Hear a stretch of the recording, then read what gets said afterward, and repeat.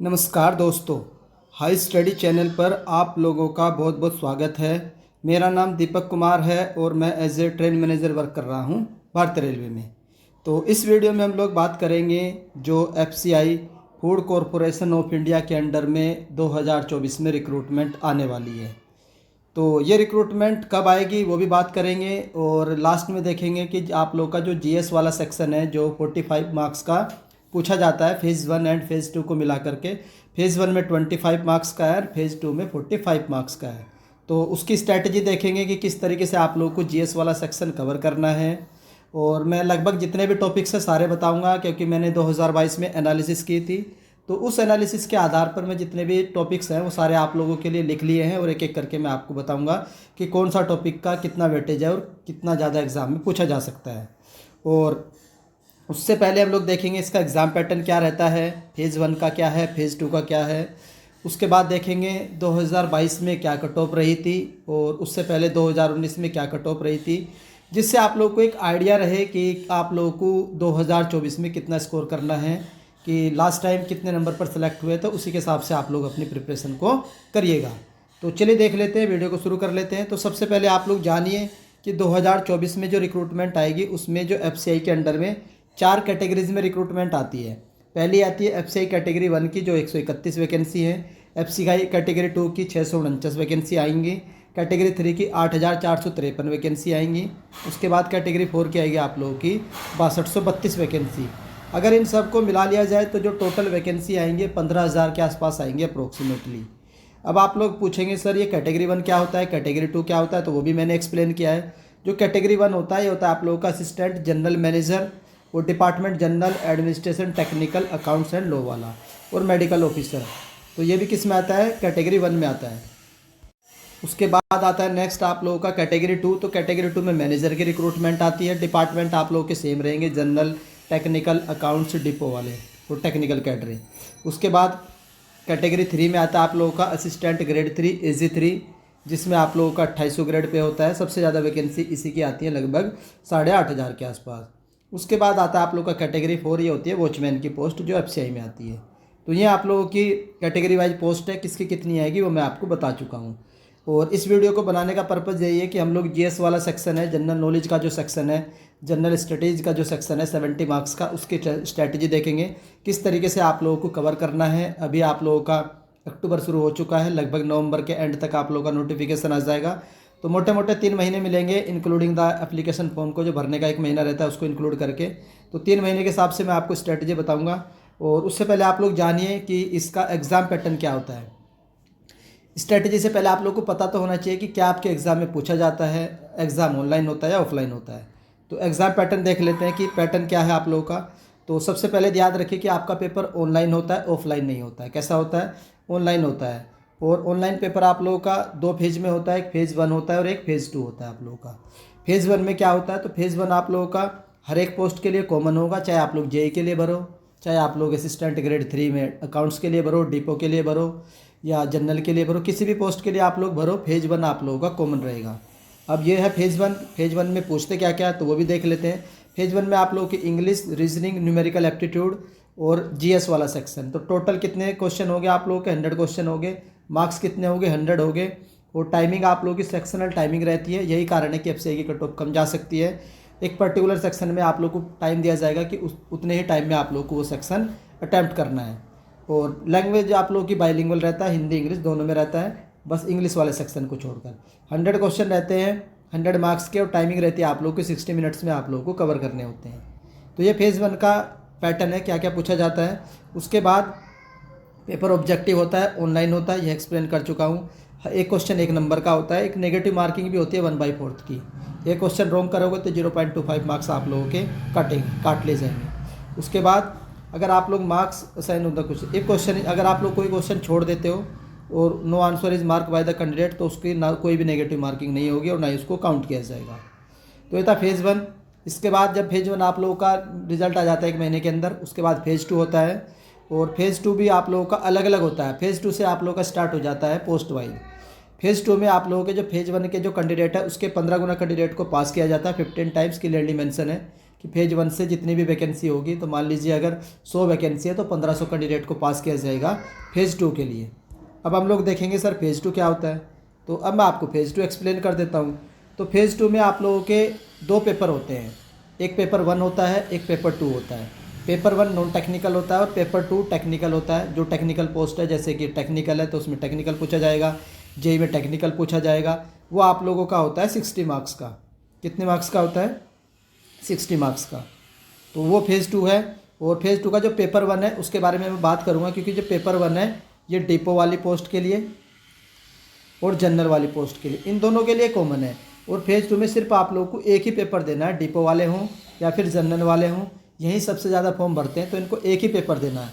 बाकी जितनी पोस्ट बचती है उनको फेज़ 2 में 2 पेपर देने हैं, तो आप लोगों को सिर्फ एक पेपर देना है। उस पेपर में क्या क्या पूछेंगे वो भी देख लेते हैं।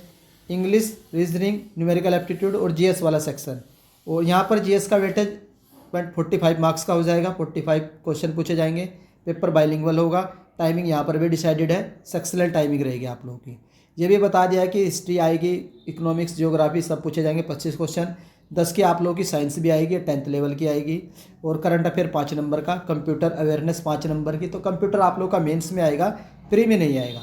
तो ये आप लोगों का फेज़ 2 का एग्जाम पैटर्न है। नेगेटिव मार्किंग यहाँ भी उतनी ही रहेगी, 1/4 रहेगी। तो दोनों के मैंने एक्सप्लेन कर दिए, फेज़ 1 का भी और फेज़ 2 का एग्जाम पैटर्न। अब आप लोगों को आइडिया लगना चाहिए कि सर इससे पहले कट ऑफ कितनी गई थी, तो अभी तो हम तैयारी करेंगे। तो कट ऑफ भी देख लेते हैं। कट ऑफ आप लोगों के सामने है। सबसे पहले देखेंगे 2019 की कट ऑफ। तो 2019 में जो फेज 1 हुआ था 100 मार्क्स का था। यूआर की कट ऑफ 65 के आसपास थी, ओबीसी की 63, एससी की 56 और एसटी की 49 थी। फेज 2 की कट ऑफ आउट ऑफ 120, तो यूआर की 73, ओबीसी की 65, एससी की 63 और एसटी की 62 थी। तो ये थी 2019 की कट ऑफ। तो इतना आप लोगों को स्कोर करना पड़ेगा। उसके बाद देख लेते हैं 2022-23 में जो लेटेस्ट हुई है उसकी कट ऑफ क्या है। तो ये ऑफिशियल डाटा है, कभी आप लोग बोलो कि सर कहाँ से कट ऑफ बता रहे हो। तो ये है वेस्ट जोन की कट ऑफ, और इसमें आप लोग को हर एक कैटेगरी की मिल जाएगी। जैसे मैं आप लोग को बता देता हूँ, AG3 जनरल की जो कट ऑफ थी 69 थी, आउट ऑफ 100 जनरल की कितनी थी? 69 थी। और डिपो की देख लेते हैं, डिपो की कितनी थी? 67 थी। फेज 1 की कट ऑफ, तो ये आप लोग की कट ऑफ है अप्रोक्सीमेटली उसी के आसपास है 2019 के 69 और 77। तो दो नंबर का डिफरेंस आया है। उसके बाद नॉर्थ जोन के भी आप लोग पूछेंगे कि सर नॉर्थ जोन की कितनी थी, तो नॉर्थ जोन की भी देख लीजिए। तो नॉर्थ जोन के लेकर आया हूँ। तो इसमें आप जनरल कैटेगरी की देखिए, यूआर की 72, इकोनॉमिकल वीकर सेक्शन की 67, ओबीसी की 64, एससी की 58 और एसटी की 58.50। ये आप लोगों की डिपो कैटेगरी की भी देख लीजिए। नॉर्थ जोन की यूआर की 68.25 रही है, इकोनॉमिकली वीकर सेक्शन की 64.75, ओबीसी की 63, एससी की 64 और एसटी की 54.25। तो फेज 1 की कट ऑफ दिखा दी मैंने। एनआर जोन की, क्योंकि भर्ती आप लोग की जोन वाइज आती है, NR zone, south zone, east zone, west zone, total 5 zone के हिसाब से आपकी वैकेंसी आती है। तो वेस्ट जोन की देख चुके हैं। ये आप लोग की नॉर्थ ईस्ट जोन की भी देख लीजिए, ज़्यादा नहीं, 2 ही पोस्ट की बताऊंगा। जनरल की 69 थी और आप लोगों की जो डिपो की थी 61 थी। ये आप लोगों की नॉर्थ ईस्ट जोन की है। उसके बाद आप लोग बोलेंगे कि सर फाइनल सिलेक्शन कितने का होता है, तो फेज़ 2 की भी देख लीजिए। तो यहाँ से आप लोग को फेज़ 2 की मिल जाएगी। तो फेज़ 2 की देख लेते हैं। फेज़ 2 भी आप लोगों का ये नॉर्थ ईस्ट जोन की है। तो जनरल की देखते हैं। तो जो डिपो की कट ऑफ आप लोगों की फेज़ 2 की आउट ऑफ 120 सेलेक्टेड कैंडिडेट की 56 है। कितनी है? 56.50 out of 120 north east zone में सेलेक्ट हो चुका है, देखिए फेज़ 2 में। और जो आप लोगों का डिपो की बता दी मैंने। तो इसमें आप लोगों की जनरल की भी है 68 है। तो जनरल की कितनी? 68। तो 120 की 68 है। उसके बाद आप लोग इसकी भी देख लीजिए साउथ जोन की। तो साउथ जोन में ये भी आप लोगों की फेज़ 2 की कट ऑफ है। तो इसमें हम लोग देखेंगे असिस्टेंट ग्रेड 3 जनरल की। तो जो जनरल की कट ऑफ है आउट ऑफ 120 कितनी है? 68 नंबर पर सेलेक्ट हो चुका है साउथ जोन में। तो कट ऑफ साउथ जोन की भी ज़्यादा नहीं जाती, कम ही जाती है। उसके बाद डिपो की देख लेते हैं। तो डिपो 60 नंबर पर, 120 में से 60 नंबर पर यानी 50% मार्क्स पर आप लोग साउथ जोन में सेलेक्ट हो चुके हो असिस्टेंट ग्रेड 3 के लिए। तो कट ऑफ देखिए 50% है, ऐसा नहीं कि पेपर बहुत टफ था। तो ये आप लोग की कट ऑफ थी। कट ऑफ मैंने बता दी, फेज़ 1 की भी बता दी, फेज़ 2 की भी बता दी, नॉर्थ जोन की भी बता दी, नॉर्थ ईस्ट की भी बता दी, साउथ की बता दी और वेस्ट जोन की बता दी। तो अब देख लेते हैं जिस पर्पज़ से आप लोग को ये वीडियो बनाई जा रही है, जीएस की स्ट्रेटजी। तो अब मेरी तरफ से जो मैं आप लोगों को गाइड करूँगा कि आप लोगों को कम से कम क्या टारगेट लेकर के चलना है। तो टारगेट आप लोगों का कम से कम प्री में कम से कम 75 प्लस आप लोगों का स्कोर रहना चाहिए, किसी भी जोन से आप लोगों ने भरा हो, एटलीस्ट 70 से ऊपर तो रहना ही चाहिए। तो जीएस की स्ट्रैटेजी देखेंगे। और बाकी अगर आप लोग मुझसे जुड़ना चाहते हैं, पेड कोर्स खरीदना चाहते हैं, तो वो मैंने आप लोगों के लिए तैयार कर रखा है, जिसमें मैं आपको प्रोवाइड करवाऊंगा साइंस के 1000 वन लाइनर, ज्योग्राफी के, हिस्ट्री के, स्टैटिक के, पॉलिटी के, कंप्यूटर के MCQ and one liner, current affair. और हर एक पीडीएफ का जो प्राइस रखा गया है 30 रुपीज़ रखा गया है। अगर आप लोग सारे कोर्स को परचेज करते हैं वो आप लोगों को टोटल 150 रुपीज़ की पेमेंट करनी पड़ेगी। पेमेंट इस नंबर पर करनी पड़ेगी, पेटीएम करिए, गूगल पे करिए, फ़ोनपे करिए, ऑल आर एक्सेप्टेड। तो अगर आप लोग कंटेंट भी खरीदेंगे कोई दिक्कत नहीं, ज़्यादा महंगा भी नहीं मैंने रखा आप लोगों के हिसाब से। लास्ट टाइम भी मैंने 30 रुपीज़ में दिया था, इस बार भी 30 रुपीज़ पर पीडीएफ के हिसाब से दे रहा हूँ, टोटल 150 है। ये सिर्फ जीएस वाला सेक्शन है। अगर आप लोग चाहेंगे कि सर मैथमेटिक्स और रीजनिंग का भी दे दीजिए तो भी मैं आप लोगों को बताऊँगा। तो चलिए देख लेते हैं। टारगेट कितने दिन का रखा है मैंने? 3 महीने का रखा है, 4 महीने का। तो टोटल 120 दिन के हिसाब से मैं आपको स्ट्रेटजी बता रहा हूँ। और आप लोगों को कम से कम 6 घंटा पर डे के हिसाब से पढ़ाई करनी है, जिसमें आप लोग के 2 सेक्शन रीजनिंग एंड मैथ वाला भी रहेगा। लेकिन जो आप लोग का जीएस वाला सेक्शन है इसको 3 आवर पर डे आप लोग एटलीस्ट दीजिए। और जो एकदम न्यू बिगिनर है वो कम से कम 4-5 घंटे देना जीएस वाले सेक्शन को। सिलेक्शन इसी के थ्रू होकर जाएगा, मैं बता देता हूँ। 70 मार्क्स का है तो आप लोग इसको इग्नोर नहीं कर सकते हैं। तो जो भी नए वाले कैंडिडेट है, मैं एक बार बता देता हूँ, जो एकदम फ्रेश कैंडिडेट है तो वो कम से कम 5 घंटे पर डे देना, 5 आवर पर डे। और जो ऑलरेडी प्रिपेयर वाले कैंडिडेट है, जो तैयारी कर रहे हैं, प्रिपरेशन वाले, वो 3 आवर पर डे के हिसाब से आप लोग तैयारी करना जीएस वाले सेक्शन की। तो और 3 घंटे को भी आप लोग डिवाइड कर सकते हैं कि 2 घंटे की यूट्यूब पर क्लासेस ले लीजिए, 1 घंटे की सेल्फ स्टडी कर लीजिए। तो ये आप लोग अपने हिसाब से डिवाइड कर लीजिएगा। यहाँ पर कोई 1 घंटे की क्लासेस ले लीजिए, जो पहले से तैयारी कर रहे हैं वो 2 घंटे सेल्फ स्टडी कर लीजिएगा। तो ये 3 घंटे को डिवाइड किया मैंने। और सेक्शन देख लेते हैं। फोकस क्या करेगा आपको जीएस सेक्शन पर? 25 मार्क्स का आप लोगों का फेज 1 में पूछा जाएगा, 45 मार्क्स का आप लोगों का फेज 2 में पूछा जाएगा। वो टॉपिक्स क्या क्या रहते हैं? तो history, geography, economics, general science, ये आप लोगों के 20 मार्क्स के पूछे जाते हैं। करंट अफेयर आप लोगों का 5 नंबर का पूछा जाता है, 5 मार्क्स का। और लेवल क्या रहता है? 8 स्टैंडर्ड का रहता है। ऐसा कोई ज़रूरी नहीं, आपको डीप में नॉलेज करने की ज़रूरत नहीं है। ऊपर का भी पढ़ लोगे तो भी आप लोग जीएस वाले सेक्शन को कवर कर लेंगे। डीप में जाने की ज़रूरत नहीं है, पहले बता देता हूँ। एसएससी में बहुत डीप में पढ़ाया जाता है जीएस, क्योंकि वहाँ वेटेज ज़्यादा होता है, तो वो भी ज़्यादा हाई लेवल का हो जाएगा आप लोगों के लिए। उतना भी पढ़ने की ज़रूरत नहीं है, क्योंकि इन्होंने क्लियरली मेंशन कर रखा सिर्फ 8 स्टैंडर्ड का पढ़ना है, जो 8वीं तक का भी होता है। तो उसमें आप लोग को ज़्यादा घुसने की ज़रूरत नहीं है डीप में। टॉपिक्स क्या क्या कवर करवाऊंगा मैं बताऊंगा। और मैंने ये जो टॉपिक सेलेक्ट किए हैं, ये किए मैंने 2022 की जो एनालिसिस की थी मैंने आप लोगों के लिए, तो उसके आधार पर जो मैंने एनालिसिस करी है कि क्या क्या टॉपिक इंपॉर्टेंट हो सकते हैं, वो मैं आप लोगों को बता देता हूँ। तो देख लेते हैं। सबसे पहले Indus valley civilisation most important है, मैंने स्टार मार्क कर रखा है। हिस्ट्री का टॉपिक है। Jainism, Buddhism, Maurya and Gupta empire, southern dynasty, Delhi सल्तनत, देखो कितने स्टार है तो इंपॉर्टेंट है। Mughal empire, Sikh Maratha empire, revolt of 1857, तो इस पर मैंने स्टार मार्क कर रखा है। Governor and viceroy, INC most important topic है, पहले बता देता हूँ। अपनी मर्जी से चाहे 2-4 स्टार और बढ़ा लीजिएगा। Independence movement, socio religious reform most important. War and battle पर 4 स्टार लगा रखे हैं, तो जरूर पूछते हैं, पिछली बार भी पूछा था फेज 1 में। उसके बाद टेम्पल से भी क्वेश्चन डेफिनेटली आना ही आना है। Making and source of the constitution, यहाँ से आप लोगों की पॉलिटी स्टार्ट हो जाती है, पॉलिटी के टॉपिक है। ऊपर आप लोगों के हिस्ट्री के टॉपिक है, यहाँ पॉलिटी के हैं। तो सोर्स ऑफ कॉन्स्टिट्यूशन, जैसे कि आप लोगों का फंडामेंटल ड्यूटी यूएस कहाँ से ली गई है, रशियन से ली गई है। फंडामेंटल राइट कहाँ से लिए गए, यूएसए से, तो वो सोर्स हो जाएंगे। आर्टिकल पूछ लेगा कि आर्टिकल 224 में क्या है, 370 में क्या है, कुछ भी आर्टिकल पूछ लेगा, आर्टिकल 21 में क्या है, तो आप लोग को ध्यान रखना है। शेड्यूल पूछ लेगा, टोटल कितने शेड्यूल है, शेड्यूल 8 में क्या है, शेड्यूल इसमें क्या है। पार्ट्स 22 है तो पूछ लेगा 22 में क्या है, 25 में क्या है और 8 में क्या है। कोई भी शेड्यूल पूछ लेगा कि बस आप लोग को ऊपर से पता होना चाहिए कि इस शेड्यूल में क्या चीज़ है। फंडामेंटल राइट पूछ लेगा, टोटल कितने, 12 से 35 है, किस कंट्री से लिए गए हैं, वो पूछ सकता है। और अमेंडमेंट की एक वीडियो मैंने डाल रखी है, उससे बाहर क्वेश्चन नहीं आता है। 30 मिनट्स की वीडियो है, सारे कवर हो जाएंगे 30 मिनट्स में आप लोगों के। पूछ लेगा कि 106 में क्या था, 104 अमेंडमेंट में क्या था, 52 अमेंडमेंट में क्या था, 52 अमेंडमेंट किस ईयर में हुआ था, तो 1985। इस तरीके से आप लोगों को याद रखना, वो मैं आप लोगों को पढ़ाऊँगा। एक टॉपिक, आप लोगों को टेंशन लेने की ज़रूरत नहीं है। उसके बाद पार्लियामेंट पूछ लेगा कि इंडिया की जो गवर्नमेंट सिस्टम है वो किस टाइप का है, पार्लियामेंट है कि प्रेसिडेंशियल है। और पीएम सीएम गवर्नर से पूछ लेगा, ये करंट में भी चला जाएगा आपका टॉपिक। और गवर्नमेंट कमेटी मोस्ट इंपॉर्टेंट है, लास्ट टाइम भी पूछा था, इस बार भी पूछेगा। अब यहाँ से आप लोगों की साइंस शुरू हो जाएगी। साइंस आप लोगों को मेंस के लिए पढ़नी है। फेज 1 में साइंस का इतना वेटेज नहीं रहेगा, मुश्किल से 1 या 2 क्वेश्चन ही आएगा। तो साइंस को अभी आप लोग फेज 1 के लिए इग्नोर कर सकते हैं, लेकिन फेज 2 में साइंस आएगी, ज़्यादा टाइम आप लोग को मिलेगा नहीं। लास्ट टाइम भी विद इन 1 वीक आप लोग का फेज 2 ले लिया था, तो मैंने इसलिए इंक्लूड किया कि आप लोग फेज 1 एंड फेज 2 की जो प्रिपरेशन है एक साथ करिएगा, अलग अलग मत करिएगा, क्योंकि टाइम उतना अलग से नहीं मिलेगा आप लोग को फेज 2 के लिए। तो अभी आप लोग साइंस भी और कंप्यूटर भी लेकर के चलिएगा।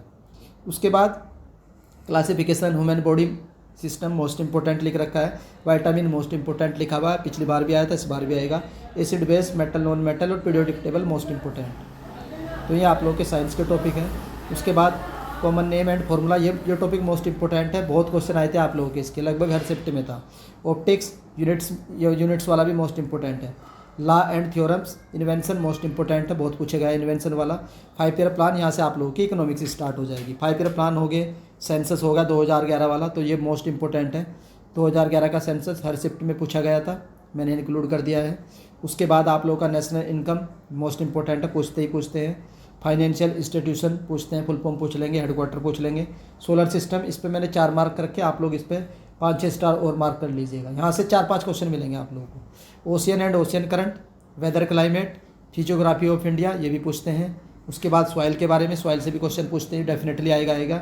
और एग्रीकल्चर, फिर mountain and hills and peaks, ये आप लोगों का जियोग्राफी के टॉपिक्स है। रिवर मोस्ट इंपॉर्टेंट है, आएगा ही आएगा। डैम आएगा ही आएगा, वाटरफॉल आएगा ही आएगा, डैम भी आएगा। माउंटेन पास मोस्ट इंपॉर्टेंट आने ही आने। और नेशनल पार्क तो 100% आएगा, कोई कम से कम 4-5 क्वेश्चन आप लोगों को मिलेंगे। नेशनल पार्क होगा, बायोस्फीयर रिजर्व से आना ही आना है। वाइल्ड लाइफ सेंचुरी एक बार को छोड़ सकते हो। नेबरिंग कंट्री आनी ही आनी है, मोस्ट इंपॉर्टेंट है। बुक्स एंड ऑथर आप लोग का करंट में भी जाएगा और हिस्ट्री में भी जाएगा, मोस्ट इंपॉर्टेंट है। दुनिया में पहला इंडिया कौन था, पहला वर्ल्ड में कौन था, ये भी पूछते हैं। Nuclear power plant most important है, पिछली बार भी पूछा था कि कितने न्यूक्लियर पावर प्लांट है, कौन सा न्यूक्लियर पावर प्लांट कब सेटअप किया गया था, विद द हेल्प ऑफ किसकी सहायता से सेटअप किया गया था, ये भी पूछते हैं। उसके बाद आती है आप लोगों की नेशनल एंड इंटरनेशनल ऑर्गेनाइजेशन, जैसे कि नाबार्ड होगी, RBI होगी, ये नेशनल होगी। और इंटरनेशनल आप लोगों की WHO होगी, WMO होगी। उसके बाद आप लोगों का यूनाइटेड नेशन होगा। तो इस तरह की जो जितने भी इंटरनेशनल ऑर्गेनाइजेशन है, उनके हेडक्वार्टर कब सेटअप किए गए थे, और लेटेस्ट अगर उनसे रिलेटेड कोई न्यूज है तो वो आप लोगों को ध्यान रखनी है। उसके बाद यूनेस्को की टोटल कितनी साइट्स है इंडिया में, पहली साइट्स कौन सी थी, किस ईयर में इंक्लूड की गई थी, लेटेस्ट कौन सी है, किस ईयर में इंक्लूड की गई है। तो ये आप लोगों का यूनेस्को से संबंधित क्वेश्चन भी आते ही आते हैं। उसके बाद चलते हैं स्टैटिक जीके में। तो स्टैटिक जीके में रहेगा आप लोगों का classical and folk dance most important, fair and festival most important रहेगा। म्यूजिशियन वाला बहुत ज़्यादा पूछते हैं। उसके बाद पेंटिंग्स, इस स्पोर्ट्स से संबंधित पूछेगा कि वर्ल्ड कप कब स्टार्ट हुआ था, पहली बार कब हुआ था, इस तरह के क्वेश्चन मैं कवर करवाऊंगा। गवर्नमेंट की स्कीम है, इसको आप लोग जितने मर्जी उतने स्टार मार्क दे दीजिएगा, ये भी आप लोगों का मोस्ट हाईलाइटेड टॉपिक्स रहेगा FCI के लिए। उसके बाद अवार्ड्स हर एक एग्जाम में पूछता है, तो FCI में भी आएंगे। अपॉइंटमेंट्स, यहाँ से आप लोग का करंट अफेयर स्टार्ट हो जाएगा। Ranking and index most important है, पिछली बार भी पूछा था, इस बार भी पूछेगा। उसके बाद मिलिट्री एक्सरसाइज मोस्ट इंपॉर्टेंट है, ये भी। डेज एंड थीम, यहाँ से भी क्वेश्चन आते हैं। बुक्स एंड ऑथर से तो आते ही आते हैं। उसके बाद बजट, मान करके चलिए 2 क्वेश्चन कम से कम बजट के आप लोग के जरूर पूछेगा।